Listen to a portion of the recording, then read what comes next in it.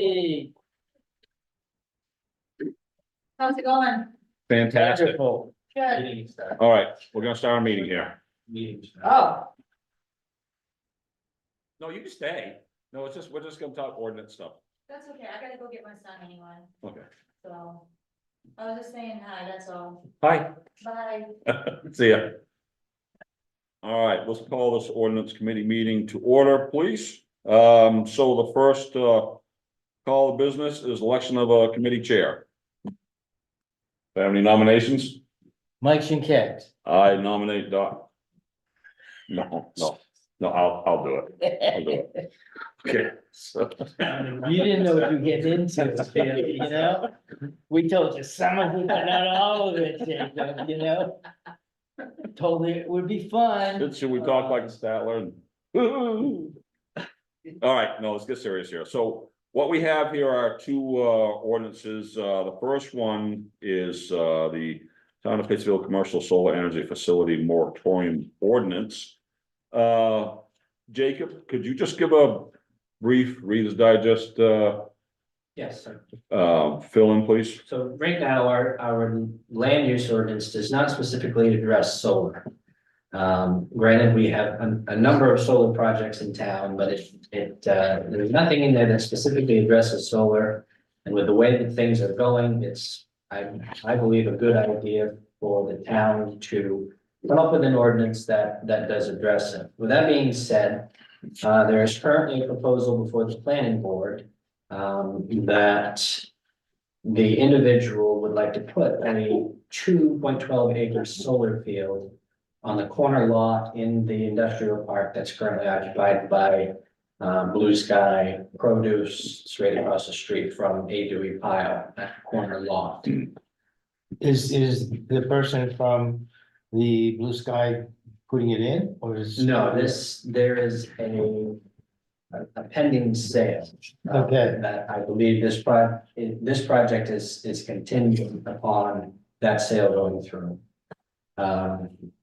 And granted, there currently is at least a portion of the solar array that's behind Rennie's, is half of it is in the industrial district, half of it is in the highway commercial district. And so it would be, in my opinion, very difficult for the planning board to say, no, we cannot do this because you already have a solar field within the industrial district, which in my mind sets a precedent of, we've allowed it before, there's really nothing that's from stopping us from allowing it again. And so the purpose of this moratoriums can be enacted in periods of 180 days. They can be extended for, I believe, as long as the council wishes. But the purpose of this moratorium is to allow the planning board time to compile an ordinance that addresses solar or update the current zoning ordinance to address solar, and consequently allow the town council time to do it as well, because to update the land use ordinance starts with the planning board, it ends with the town council. So it's a lengthy process. And so the way that this moratorium is written is that any plan that has gone through the entire process and has received approval is grandfathered into this. You know, with that being said, there are a number of projects currently that have gone through the planning board process and have been approved that will be grandfathered in. There's a development out on the Snake Root Road. I believe there's one on McCarthy Road or in the area Planning stages, right? of that. So anything that has received final approval, this will not impact. The proposed plan has not received any sort of approval. It's only gone through a pre-application meeting with the planning board. So again, this will give the town time enough to address solar, to try and figure out what zones and what districts we either want solar or don't want solar in, and what sort of regulations the town would like to do in regards to solar. So it's not a permanent thing by any means. The council can extend this. Advise us reading from. Right, for as long or for as little as they want, but Again, it's 180 days, which I believe gets us to, Retroactive, or, if anything that's started in the planning stage, do we have to date it previous to that or? the retroactive date or the applicability date would be today's date. The town attorney felt as though that the date needs to be the time when the council first starts discussing, and that will be today. Okay, So that's the date that is in here. will the, determination, whether it's in 180, within 180 days or 360, depending upon how quickly, things move, will that determination, emanate from the planning board or Well, through the ordinance committee or? That'd be up to council. it starts with, typically it starts with the planning board. The planning board drafts amendments to the land use ordinance. They put it through a public hearing. They approve it on their end, and then it comes to the town council. Goes through the first and second reading process of the town council and the public hearing process of the town council. Okay, So you're talking about a fairly lengthy process, and that is why, these moratoriums are there, is that, it gives towns time enough to try and address these situations. Okay. So the one comment that I had on this, Doc, and I've already shared it with Jacob, is I guess I wasn't aware that the solar site that is by Rennie's was considered an industrial area because I think every acre that had to be cleared. So I don't believe it was reasonably or efficiently accessible for anybody who wanted to do an industrial area. However, the industrial park was set up specifically for business. One huge investment years and years ago, Yeah. 40, 50 years ago, however long it was. It's been a long time. And I'm just concerned about not necessarily lost revenue, but potential for future businesses there.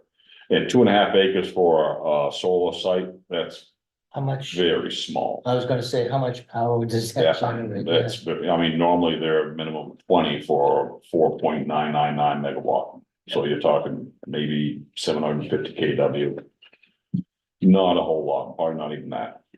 I believe that that's actually a 7 acre lot, but much of it is in either environmentally protected Yes, area or it's it's not wet, used. it's wetland, basically, so. Yeah. So having that moratorium in place, I think would behoove the council and the town to do so, because the other thing of which I was unaware was that the town has nothing in place now on solar. I assume so because Pittsfield's Jimbro solar array on Route 2, that was 10, 11, 12 years ago. They've got the one that I worked on, just finished up across, right down behind the hospital there. That one, and as Jacob mentioned, Jimbro has one planned on Snake Root. They've done a lot of clearing, and one that was on the books on MacArthur Road that comes out right across from Frosty's. Those are all symbols? No, Okay. no, I don't believe so, no. Wind power is addressed within the ordinance. Yes, I remember we talked about that, because actually, that was, I think, during or right after I got done working at a wind farm there in down east. So we're talking solar, so I'm involved with that, so we start talking about something else, I'll be involved with that. So my recommendation would be is to set it to the ordinance, move to a public hearing as is. I second. All right. So in agreement? Yep. Okay. So let's move on to the second one. Excuse me, which is the town of Pittsfield Consumer Fireworks Ordinance. You folks come in. Yeah, you come on in. We're just having an ordinance committee meeting. Do us babble. Yep. I mean, listen to us professionally orate and be very.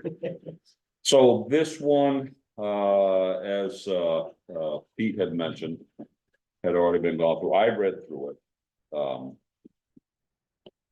The only question I had, if you look on, have you got a copy of it?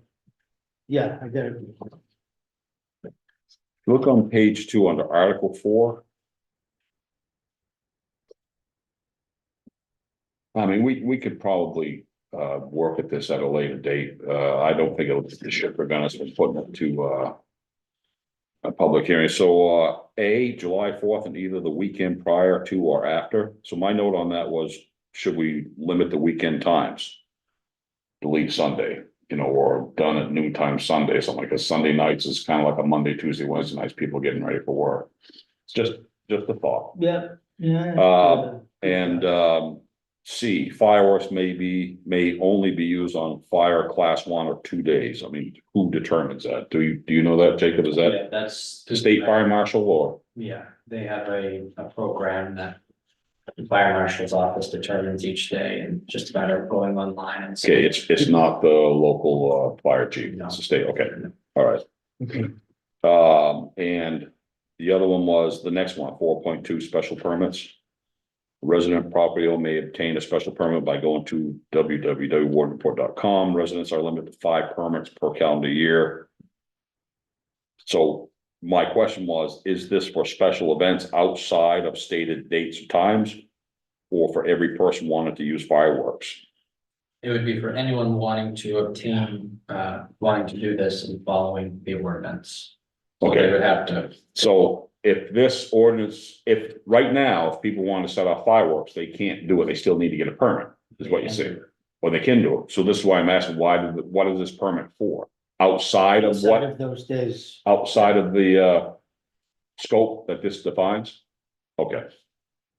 So I know MCI wanted to have it at a certain time. Yeah. Okay. All right. So other than that, I didn't have any other question on that, Doc. Anything that you saw?